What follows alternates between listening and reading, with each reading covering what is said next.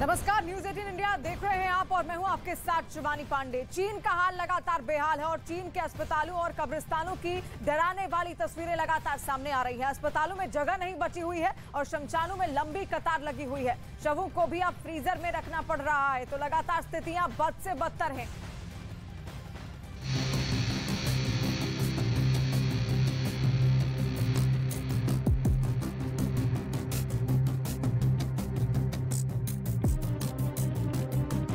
चीन में कोरोना से तबाही मची है, व्यवस्थाएं बर्बाद हो रही हैं। देश के लगभग हर अस्पताल में मरीजों की लंबी कतार और भारी भीड़ दिखी। जेजियांग में अस्पताल के बाहर इंतजार करते लोगों की तस्वीरें सामने आईं। सड़क पर लगी कुर्सियों पर बैठे लोग अपनी बारी का इंतजार करते दिखे। इनमें से एक मरीज तो ऐसा भी नजर आया जिसने अपनी ग्लूकोज की बोतल को पेड़ पर टांगा था। जबकि जियांगशू में एक अस्पताल में मरीजों की भारी भीड़ दिखाई दी। एक हॉल में बड़ी संख्या में मरीज बैठे दिखाई दिए। हालात ऐसे रहे कि अस्पताल में कुर्सियों की भी कमी पड़ गई। अस्पतालों में मरीजों के लिए जगह कम पड़ रही है, तो वहीं शवों का अंबार लगा हुआ है। एक शमशान की तस्वीरें सामने आई, जहां 100 से ज्यादा लाशें रखे होने का दावा किया गया। यहाँ दोनों ओर फ्रीजर के अंदर और ऊपर दोनों ओर शव रखे दिखाई दिए। ऐसे ही एक अन्य अस्पताल की तस्वीरें भी सामने आई, जहां एक हॉल में कई लाशें रखी दिखाई दी। हालात ऐसे दिखे कि शव रखने के लिए भी जगह नहीं बची। कुछ लाशें एक दूसरे के ऊपर लदी दिखाई दी। राजधानी बीजिंग के एक शमशान घाट की तस्वीरें दिखी, जिसमें कई लोग अपनी बारी का इंतजार करते दिखे, ताकि वो कोविड की वजह से मारे गए अपने परिजन का अंतिम संस्कार कर सके। चीन के एक शमशान घाट का वीडियो दिखा, जिसमें कई लोग एक कतार लगाकर इंतजार करते दिखे। दावा किया गया कि कोविड के मारे गए लोगों की अस्थियों का इंतजार कर रहे थे।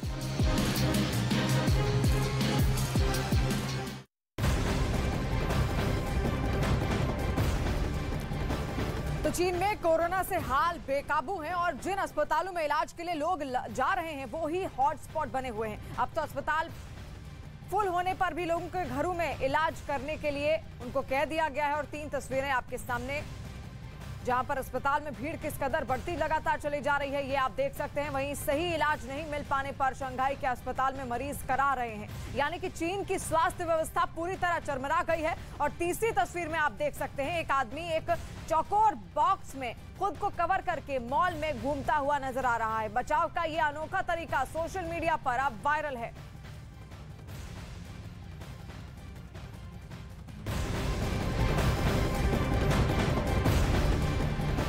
तो चीन पर एक बार फिर कोविड संबंधी आंकड़े छुपाने के आरोप लग रहे हैं। देश में पिछले कुछ समय में कोविड संबंधी आंकड़े ही गायब हैं, जिसके बाद चीन सरकार की जीरो कोविड पॉलिसी पर भी सवाल खड़े हो रहे हैं। WHO के पास अभी तक चीन के कोई भी आंकड़े नहीं है। हालांकि उनकी ओर से मांगा गया है, चीन से की जो मौजूदा सरकार है उससे आंकड़े मांगे गए हैं, लेकिन WHO के पास चीन के आंकड़े नहीं है।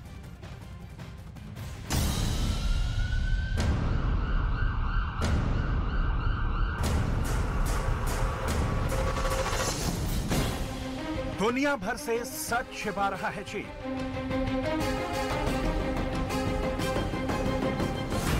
कोरोना पर चीन का सबसे बड़ा धोखा।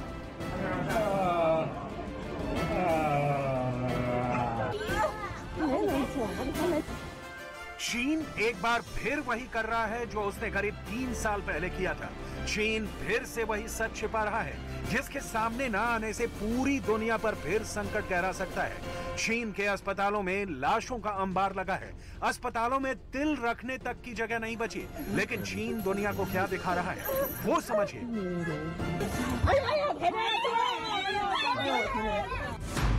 चीन का मौजूदा कोरोना डेटा WHO की लिस्ट से गायब है। चीन में 4 दिसंबर के बाद से कोरोना के नए केस बढ़ने शुरू हुए। 4 दिसंबर को चीन में सबसे ज्यादा 28,859 नए केस आए और 4 दिसंबर के बाद से चीन ने WHO को डेटा भेजना बंद कर दिया। मतलब जब चीन में कोरोना आउट ऑफ कंट्रोल हुआ तो चीन ने सच्चाई पर ही पर्दा डाल दिया। चीन में आंकड़ों के गायब होने पर जहां कुछ विशेषज्ञ शक जता रहे हैं और इधर WHO अब भी चीन के ताजा आंकड़ों का इंतजार कर रहा है। चीन जिस सच को छिपाने की कोशिश में लगा है, उसे जानना पूरी दुनिया के लिए जरूरी है, क्योंकि चीन की ऐसे ही धोखे की वजह से 2 साल पहले पूरी दुनिया कोरोना के कहर से गुजरी थी। लाखों लोग बेमौत मारे गए थे, लेकिन चीन फिर भी बाज नहीं आ रहा है।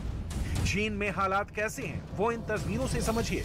माल ढोने वाली गाड़ियां सड़कों पर जहां तहां खड़ी हैं। कई शहरों में काम पूरी तरह से ठप है। ऑनलाइन सामान को डिलीवरी करने वाला तक कोई नहीं मिल रहा है और इस वजह से सड़कों पर भी सामान का ढेर लगा है। चीन कोरोना के आंकड़े और उससे होने वाली मौत का आंकड़ा तो छिपा रहा है, लेकिन ये तस्वीरें चीन के झूठ की पोल खोल रही हैं।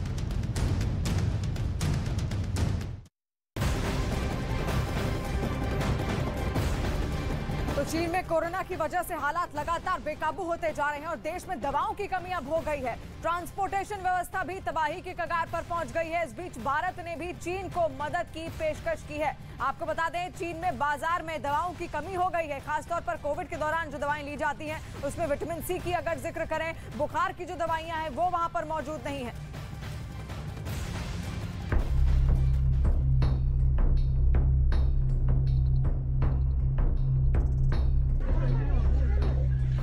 चीन में कोरोना से कोहराम।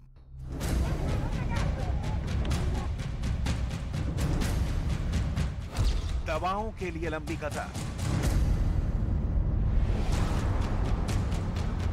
ट्रांसपोर्टेशन सिस्टम भी बर्बाद।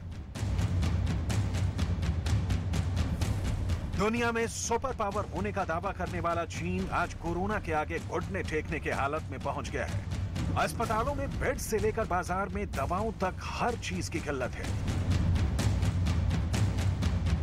अस्पतालों में मरीजों को बेड नहीं मिल पा रहे हैं। आईसीयू में भी जमीन पर लेटाकर मरीजों का इलाज किया जा रहा है। तो वहीं बाजार में दवाओं की भारी कमी हो रही है। मीडिया में आई खबरों के मुताबिक दवाओं की कमी का सीधा असर उनकी कीमत पर पड़ा है। देश में दवाओं की कीमत करीब 6 गुना तक बढ़ गई है।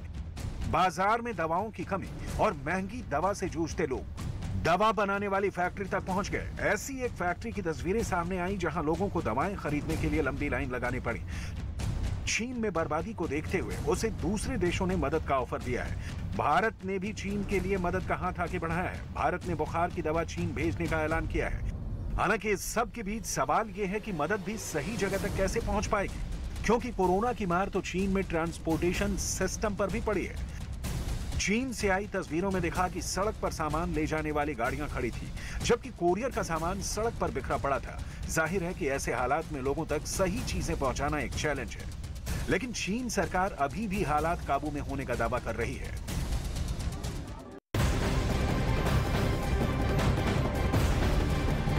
कोरोना की नई लहर ने चीन में तबाही मचाकर रखी हुई है। वहां पर बड़ी संख्या में लोग बीमार हैं और लोग अस्पतालों में एक बेड के लिए तरस रहे हैं। लोग कोरोना से बेहाल हैं, लेकिन शी जिनपिंग कोरोना की लाशों के अंबार को दुनिया से छिपाने की पूरी कोशिश कर रहे हैं। हालांकि कैमरे ने दुनिया के सामने शी जिनपिंग की सच्चाई की पोल खोलकर रख दी।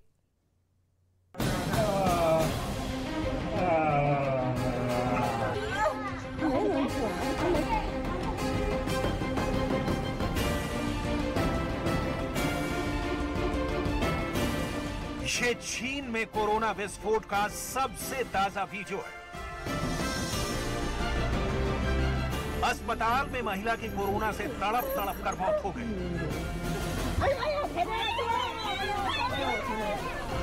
महिला के परिजन डॉक्टर डॉक्टर चिल्लाते रह गए, लेकिन कोरोना मरीज को इलाज और दवाई नहीं मिली। चीन के हेल्थ सिस्टम का भंडाफोड़ हो चुका है। मरीज जमीन पर गिरे पड़े हैं। एक बेड पर 2-2 मरीजों का इलाज चल रहा है। मुर्दा घर के बाहर लंबी लंबी लाइन लगी है, लेकिन शी जिनपिंग सरकार के खिलाफ आवाज उठाने वालों की खैर नहीं। सरकार के खिलाफ लोगों के गुस्से को दबाने के लिए सेना का सहारा लिया जा रहा है, लेकिन शी जिनपिंग की सेहत पर इसका कतई असर नहीं दिख रहा। उनकी सेना की नई ड्रिल का नजारा देखिए और उसके आगे देखिए कोरोना से बेमौत मरती चीन की जनता की बेहद दर्दनाक तस्वीरें।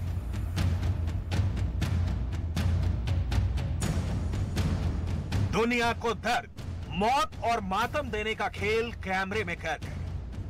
ये वीडियो एक जहरीले सच को छुपाने की बेजा ख्वाहिश है। शी जिनपिंग एक्सपोज हो चुके हैं। चीन के इस वीडियो को आज बहुत गौर से देखने और समझने की जरूरत है। इस बेहद खुफिया वीडियो को बहुत बचाकर शूट किया गया है। चीन की पीपल्स लिबरेशन आर्मी को अगर इसकी भनक भी लग जाती तो कैमरा पर्सन को मौत की नींद सुला दिया जाता। शी जिनपिंग कोरोना की लाशों के अंबार को दुनिया से छुपाने की कोशिश कर रहे हैं। सच ये है कि एक बार फिर चीन कोरोना महामारी का प्रलय झेल रहा है। दूसरे कई वीडियो भी इसी तरह से चीन से आ रहे हैं, जिन्हें देखकर एक बार की कोई डर जाए कि क्या चीन से डेडली कोरोना लहर चलने ही वाली है। चीन से कोरोना की 2020 से अब तक यानी 3 सालों में चीन और कोरोना एक दूसरे के पर्याय बन चुके हैं। चीन पहली बार झूठ नहीं बोल रहा है। कोरोना पर शी जिनपिंग का सफेद झूठ कई बार बेनकाब और बेपर्दा हो चुके हैं, लेकिन हया हो तब तो दुनिया को कोरोना से आगाह कर चीन वाहवाही भी लूट सकता था और कोरोना महामारी से लड़ने में दुनिया का साथ भी निभा सकता था। लेकिन लोकतांत्रिक राह पर नहीं, बुलेट और बारूद के सहारे चलने वाली चीन की सरकार समझती कहां है। शी जिनपिंग लगातार तीसरी बार राष्ट्रपति बनने के बाद एक ऐसे शासक के रूप में सामने आए हैं जिसकी तह में तानाशाही है।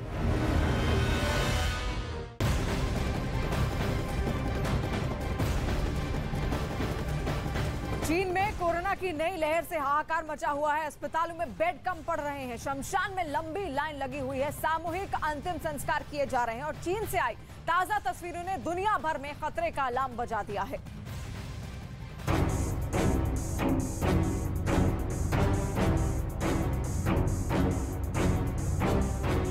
पीली पॉलिथीन में रखे शवों की ये तस्वीरें चीन के एक मुर्दा घर की हैं। कोरोना वायरस के नए वेरिएंट ने चीन में कैसे कोहराम मचाया है, ये तस्वीरें उसकी गवाही दे रही हैं। इस वीडियो में आपको पीली पॉलिथीन में रखे शव नजर आ रहे हैं। कोरोना से मौतों की रफ्तार कितनी है वो इस वीडियो के एक ही फ्रेम से आपको समझ आ जाएगा। वीडियो के इस फ्रेम में 1, 2 या 3 नहीं बल्कि 10 से ज्यादा शव मुर्दा घर में पड़े हैं। इंतजार अंतिम संस्कार का है। इस वीडियो में जो सबसे खतरनाक बात सामने आई है वो है यहाँ काम कर रहे कर्मचारियों की तस्वीर। कर्मचारियों के मुंह पर मास्क है, लेकिन किसी ने ना तो पीपीई किट पहनी है और ना ही फेस शील्ड लगाई है। वजह पूछने पर चीनी भाषा में बताते हैं कि वो खुद कोविड पॉजिटिव हैं, यानी कि कोरोना पेशेंट हैं।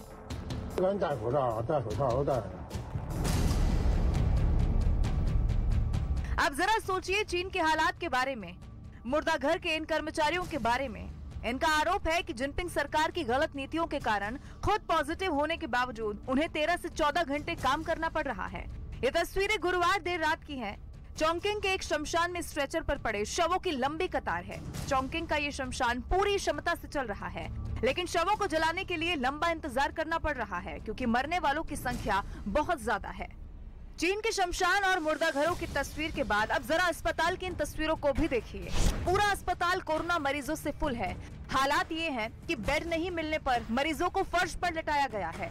पीपीई किट में डॉक्टर और दूसरे अस्पताल कर्मचारी एक मरीज के सीने को पंप कर रहे हैं।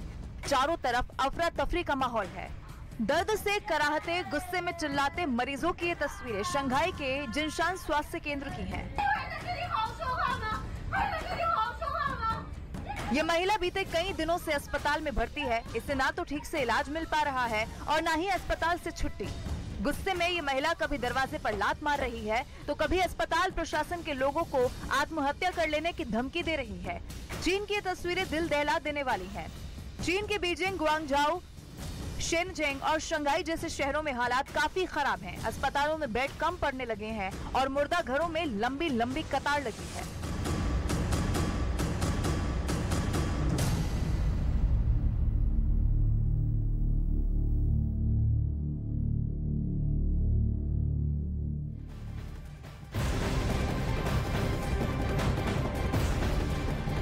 इस वक्त की बड़ी खबर की तरफ करेंगे। दुनिया भर में बढ़ रहे कोरोना केसेस के बीच में केंद्र सरकार ने भारत बायोटेक की नेजल वैक्सीन को मंजूरी दे दी। ये वैक्सीन बूस्टर डोज के तौर पर दी जाएगी, जिसे मंजूरी मोदी सरकार की तरफ से दे दी गई है। नेजल वैक्सीन, जो कि नाम से ही जाहिर होता है कि नाक के जरिए इस वैक्सीन को दिया जाएगा। 2 डोसेज इसकी होगी और दोनों डोज के बीच में 4 हफ्ते का वक्त होगा, यानी कि अंतराल होगा, और ऐसे में इसे बूस्टर डोज के रूप में इस्तेमाल किया जाएगा। वो लोग ये वैक्सीन लगवाएंगे जो कि पहले कोवैक्सीन और कोविशील्ड लगवा चुके हैं। तो नेजल वैक्सीन का कॉन्सेप्ट जैसे ही सामने आया था, यही इंतजार किया जा रहा था कि जो चरणबद्ध प्रक्रिया के तहत फेजेस होते हैं उसे पार करते हुए इसे मंजूरी मिल जाए, और ये मंजूरी यहां पर मिल चुकी है। तो केंद्र सरकार ने नेजल वैक्सीन को मंजूरी दे दी है। हालांकि सवाल ये उठता है कि इसके क्या फायदे हैं, और साथ ही इसमें और सामान्य वैक्सीन में आखिर ज्यादा कौन प्रभावी है। इस बारे में IMA के सचिव डॉक्टर अनिल गोयल से हमने बातचीत की है। सुनिए क्या कुछ कहना है उनका। केंद्र सरकार की तरफ से नेजल वैक्सीन की मंजूरी दे दी गई है, लेकिन आखिर में नेजल वैक्सीन क्या है? क्योंकि अभी तक जो वैक्सीन मार्केट में मौजूद है वो हाथों में दी जाती है, मसल्स में दी जाती है और नीडल्स के जरिए दी जाती है। लेकिन नेजल वैक्सीन आखिर में क्या है, इसकी एफिकेसी क्या है, इससे क्या राहत मिलने वाली है लोगों को? हमारे साथ में IMA के मेंबर डॉक्टर अनिल गोयल हैं। सर, एक बार थोड़ा सा हम दिखाएं कि नेजल वैक्सीन किस तरीके से होगा, और दूसरी बात यह है कि अभी की जो वैक्सीन मार्केट में है मौजूद नीडल्स वाली, उससे कैसे अलग होगा? देखिए, आप ये जैसे देख सकते हैं कि भारत बायोटेक की इंकोवैक वैक्सीन है। और ये इस तरह के एक पैक में होगी जिस तरह के हम नॉर्मल नेजल ड्रॉप्स की होते हैं। और इसमें किस तरह इसको डाला जाएगा, तो जैसे मैं एक डेमो के माध्यम से आपको दिखाऊंगा कि एक एक ड्रॉप ये हमने डाला, ये नॉर्मल नेजल ब्लॉकेट के लिए ड्रॉप है, ये अंदर चली गई तो इस तरह बाहर गया तो वेस्ट हो गया, एक अंदर गई बस। तो इस तरह से हम लोग इसको डालेंगे। आपने बोला, दूसरा सवाल ये था कि इसकी फ़ायदा क्या है। आपने देखा कितना ईज ऑफ एडमिनिस्ट्रेशन है। नीडल की जगह ये डायरेक्ट उसको नाक में आप डाल रहे हैं, तो आपको लोकली इम्यूनिटी पैदा कर रही है। ये किसका फ़ायदा क्या है? आपने कहा एफिकेसी, और फ़ायदा क्या है? एफिकेसी इसकी जो इंजेक्शन वाला है, और ये बराबर एफिकेसी होगी।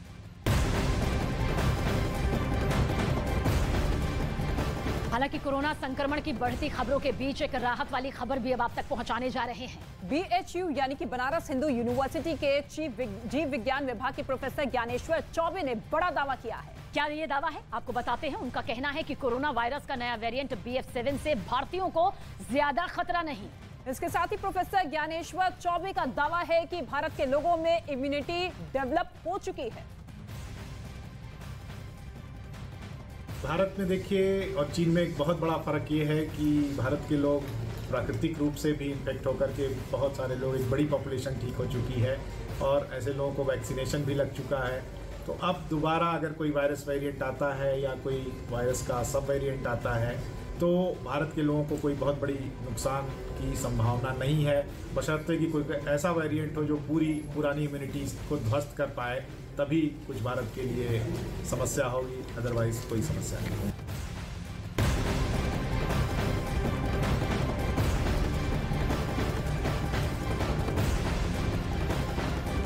अमेरिका से यूक्रेन को एयर डिफेंस सिस्टम पेट्रियट यानी कि PAC-3 मिलने वाला है। लेकिन यूक्रेन को मिलने वाले पेट्रियट पर पुतिन भड़क गए हैं। उन्होंने ताजा बयान में कहा कि पेट्रियट सिस्टम उतना कारगर नहीं है जितना कि रूस का S-300 एयर डिफेंस सिस्टम है। उन्होंने ये भी कहा कि अगर यूक्रेन को पेट्रियट मिला तो उसे भी तबाह कर देंगे।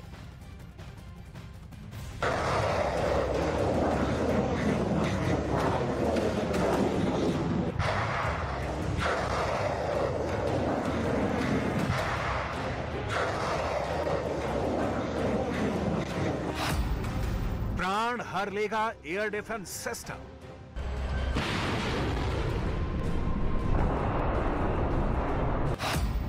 किसका एयर डिफेंस ज्यादा ताकतवर?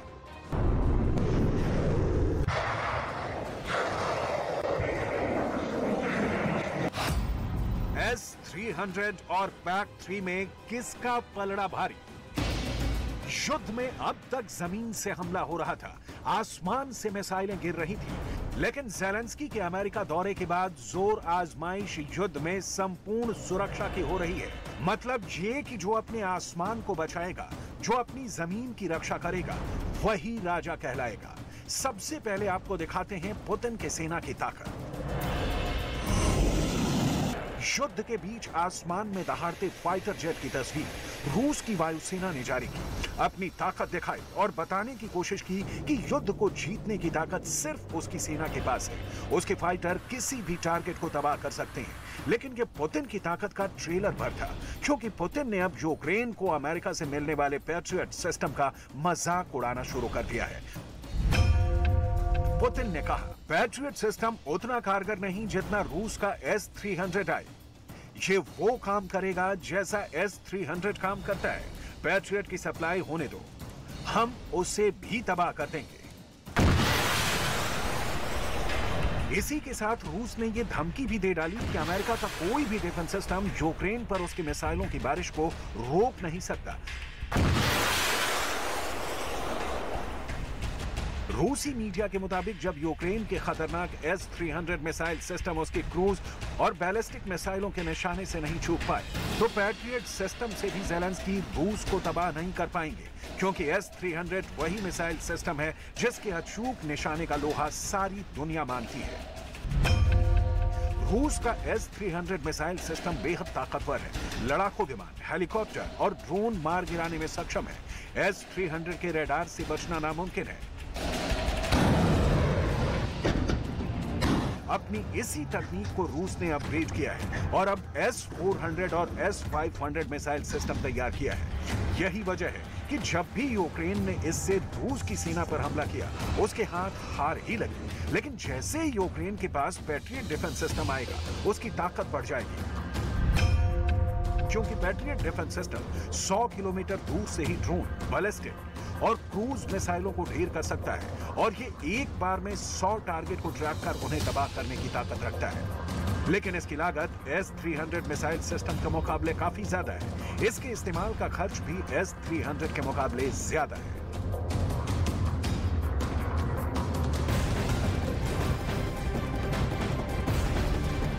तो जंग के मैदान से एक नया वीडियो सामने आया और इस वीडियो के जरिए रूस ने अपनी ताकत का दमखम दिखाया। इस वीडियो में कई फाइटर जेट ने आसमान में उड़ान भरी। वीडियो को रूस की वायुसेना की तरफ से जारी किया गया।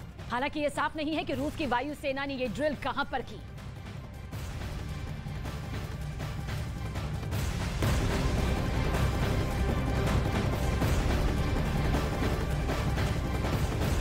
और यूक्रेन से युद्ध के बीच रूस को बड़े नुकसान का दावा सामने आया है।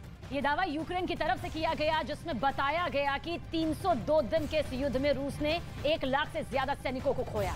इसके साथ ही दावा यह भी किया गया है कि युद्ध में अब तक रूस के 3000 टैंक तबाह हुए, जबकि 283 फाइटर जेट नष्ट किए गए।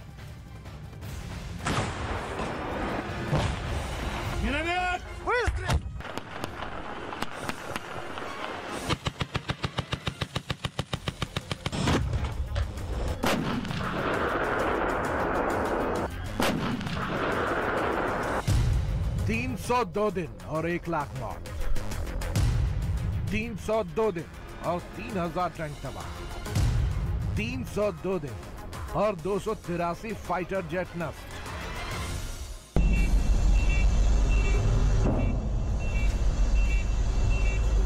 ये वो आंकड़े हैं जिसे यूक्रेन ने जारी किया, और अगर ये आंकड़े सच हैं तो यूक्रेन को भारी नुकसान हुआ। ये आंकड़े इशारा कर रही हैं कि 10 महीने के युद्ध में रूस ने खोया ज्यादा है और पाया कम है। तो क्या पुतिन अपनी सेना की बलि चढ़ा रहे हैं?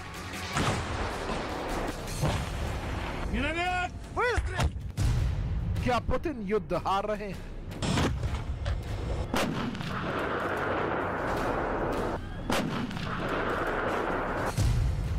क्या पुतिन को ज़ेलेंस्की ने बैकफुट पर ला दिया है?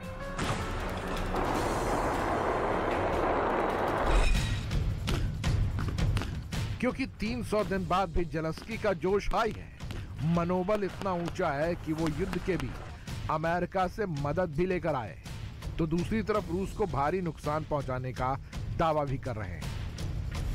We have no fear, nor should anyone in the world have it. Ukraine's gained this victory, and it gives us courage, which inspires the entire world.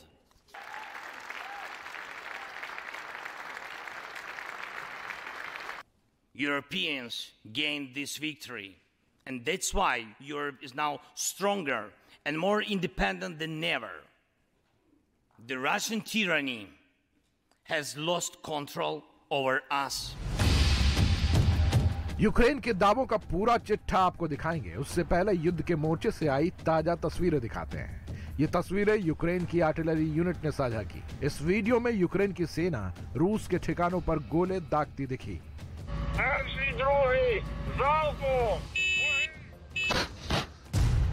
Ukraine की तरफ से दावा है कि युद्ध में अब तक रूस के 1 लाख सैनिक मारे गए, 3000 टैंक तबाह हो गए, 1978 आर्टिलरी नष्ट हुई, 212 एंटी एयरक्राफ्ट सिस्टम तबाह हुए, जबकि 283 एयरक्राफ्ट को नुकसान पहुंचा। अब तक 267 हेलीकॉप्टर तबाह हुए, 653 क्रूज मिसाइल मार गिराए गए, 16 जंगी जहाज तबाह हुए। ये वो आंकड़े हैं जो बताते हैं कि युद्ध के मोर्चे पर पुतिन की सेना ने कितनी बड़ी कीमत चुकाई है। हालांकि ये दावे सिर्फ यूक्रेन की तरफ से किए गए। कुछ दिनों पहले रूस ने अपने सैनिकों की मौत का आंकड़ा जारी किया था, जिसमें बताया गया कि युद्ध में उसके 10,000 सैनिक मारे गए। लेकिन कुछ दिन बाद ही रूस के रक्षा मंत्री ने ऐलान कर दिया कि रूस की सेना में सैनिकों की संख्या 1.5 गुनी की जाएगी। मतलब फिलहाल रूस की सेना में 10 लाख सैनिक हैं, जिसे 15 लाख किया जाएगा।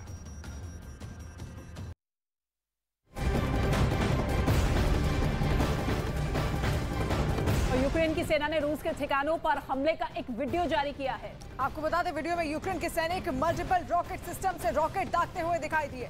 बताया गया कि यूक्रेन के रॉकेट ने रूस के कई ठिकानों को निशाना बनाया। तो देखिए रूस के ठिकानों पर किस तरीके से यूक्रेन की सेना ताबड़तोड़ हमले करती हुई नजर आ रही है। मिसाइलें दागी गई है और बाकायदा इसका वीडियो भी जारी किया गया, जिसके जरिए ये बताने की कोशिश है कि किस तरीके से अभी भी यूक्रेन की सेना पूरे दमखम के साथ डटी हुई है, मुंहतोड़ जवाब देते हुए रूस की सेना को। तो रूस सब कुछ खत्म करना चाहता है और उसको लेकर वो अपनी रणनीति हर बार बदलता है और अब भी उसने आक्रामक रवैया अपनाना नहीं छोड़ा।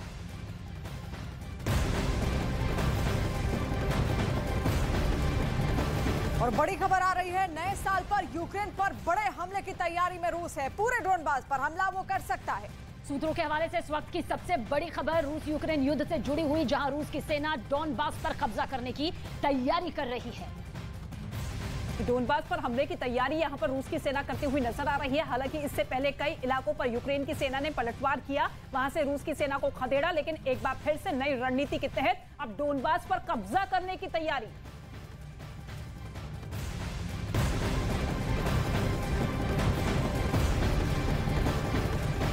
और आखिर ऐसी क्या वजह है कि रूस यूक्रेन जंग के 10 महीने बाद रूस के राष्ट्रपति व्लादिमीर पुतिन युद्ध खत्म करना चाहते हैं? देखिए इसके पीछे पुतिन की मंशा साफ है, वो भी आपको बताते हैं, क्योंकि ये कोई नहीं जानता कि सवाल कई तरह के उठ रहे हैं कि अगर पुतिन युद्ध खत्म करना चाहते हैं तो फिर ऐसे में किस तरीके से कदम आगे बढ़ाए जाए। और पुतिन ने हाइपरसोनिक मिसाइल तैनात भी कर दी है और ऐसा माना जा रहा है जिसकी मारक क्षमता, आपको साथ साथ बता दें कि 18,000 किलोमीटर, जो बेहद खतरनाक साबित हो सकती है।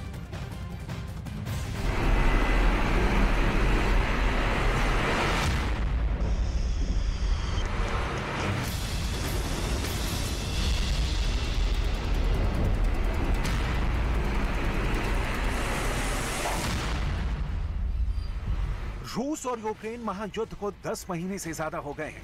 दोनों देशों के बीच जंग जारी है, लेकिन रूस के राष्ट्रपति व्लादिमीर पुतिन के दिमाग में क्या चल रहा है कोई नहीं जानता। पुतिन ने सीधे सीधे कह दिया है कि वो युद्ध खत्म करना चाहते हैं, लेकिन पुतिन के इस बात पर ना तो यूक्रेन को भरोसा हो रहा है और ना ही खुद बाइडेन को। पुतिन के विरोधी इसे डबल गेम प्लान के तौर पर देख रहे हैं, क्योंकि पुतिन जो सोचते हैं और जो करते हैं उसकी भनक वो अपने करीबियों को भी नहीं लगने देते। पुतिन की मंशा पर सवाल इसलिए भी उठ रहे हैं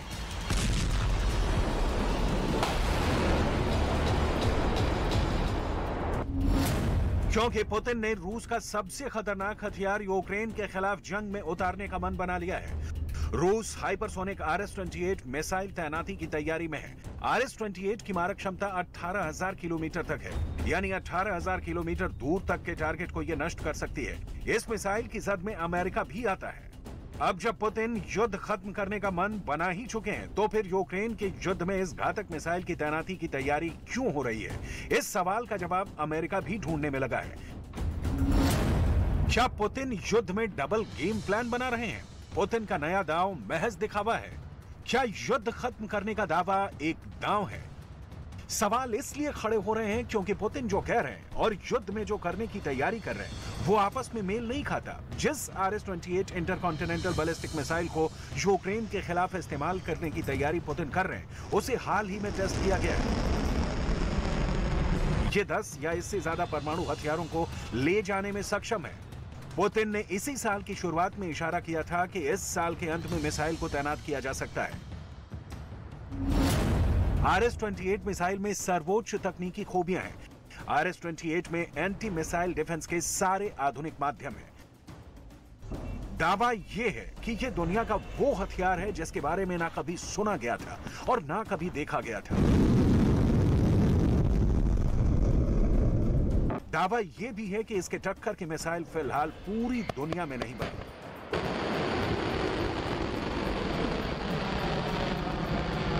यह मिसाइल रूस के परमाणु जखीरे का सबसे ताकतवर हथियार है। माना जाता है कि इसे रोकना असंभव है।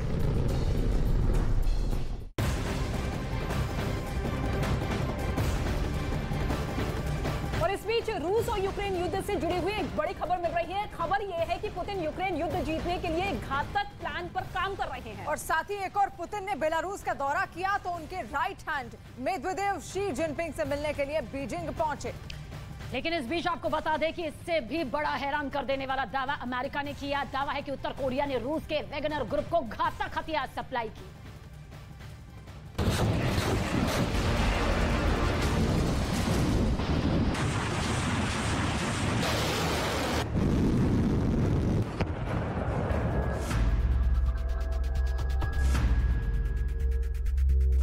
पूरी दुनिया में खबर फैल चुकी है कि पुतिन युद्ध खत्म कराना चाहते हैं, लेकिन पुतिन के दिमाग में क्या चल रहा है ये कोई नहीं जानता। पुतिन कब और क्या करेंगे उसका अंदाजा उनकी सेना को भी नहीं होता। ऐसे में यूक्रेन भी यही मानकर चल रहा है कि जब तक यूक्रेन से रूस के सैनिकों की वापसी नहीं होती तब तक वो युद्ध को लेकर किसी भी दावे पर यकीन नहीं करेगा। लेकिन सवाल है कि युद्ध खत्म करने के पुतिन के दावे पर सवाल क्यों उठ रहे हैं, उसकी पहली वजह समझिए। पुतिन के मन में क्या है? इसी हफ्ते पुतिन बेलारूस पहुंचे और एक दिन पहले पुतिन के right hand Dmitry Medvedev Xi Jinping से मिलने के लिए बीजिंग पहुंचे। और इन सब के बीच अमेरिका ने उत्तर कोरिया पर आरोप लगाया है कि उसने रूस को हथियार सप्लाई किए। यानी जेलेंस्की जब अमेरिका जाने की तैयारी में थे, ठीक उसी वक्त दिमित्री मेदवेदेव शी जिनपिंग से मिल रहे थे और उससे ठीक पहले पुतिन बेलारूस के राष्ट्रपति से मिलकर मॉस्को लौटे थे। अब सवाल है कि जब पुतिन युद्ध खत्म कराना चाहते हैं तो फिर मित्र देशों के साथ रूस की ये सारी कवायद क्यों? सवाल रूस के रक्षा मंत्रालय के यूक्रेन दौरे को लेकर भी उठ रहे हैं। महायुद्ध के बीच रूस के रक्षा मंत्री अचानक यूक्रेन में वॉर फ्रंट लाइन पर पहुंच गए, जिसके बाद ये भी कहा जा रहा है कि अभी युद्ध में अभी और आग भड़कने वाली है। युद्ध में तानाशाह किम की एंट्री। नॉर्थ कोरिया ने रूस को हथियार दिए। अमेरिका के एक दावे ने पूरी दुनिया को हैरान कर दिया है। व्हाइट हाउस में दावा किया गया कि पुतिन की प्राइवेट आर्मी कही जाने वाली वैगनर ग्रुप के पास हथियारों की भारी कमी हो गई है, जिसके बाद वह कई देशों से हथियार खरीदने की योजना बना रहा है। इसी कड़ी में नॉर्थ कोरिया ने वैगनर ग्रुप को हथियार बेचे हैं। दावा तो यहाँ तक किया जा रहा है कि इन हथियारों में घातक मिसाइल और रॉकेट लॉन्चर भी शामिल हैं। अमेरिका ने उत्तर कोरिया को चेतावनी देते हुए वैगनर ग्रुप को $100 मिलियन का हथियार सप्लाई करने का आरोप लगाया है। व्हाइट हाउस की ओर से कहा गया कि उत्तर कोरिया ने यूएन सिक्योरिटी काउंसिल के प्रस्तावों का उल्लंघन किया है। हालांकि उत्तर कोरिया अमेरिका के इस दावे को खारिज कर रहा है, लेकिन अगर अमेरिका के दावों में जरा सी भी सच्चाई है तो फिर सवाल पुतिन की मंशा पर उठेंगे। क्यों? पुतिन युद्ध खत्म करने की इच्छा तो जता रहे हैं, लेकिन अमेरिका का दावा पुतिन के नए गेम प्लान की ओर इशारा कर रहा है।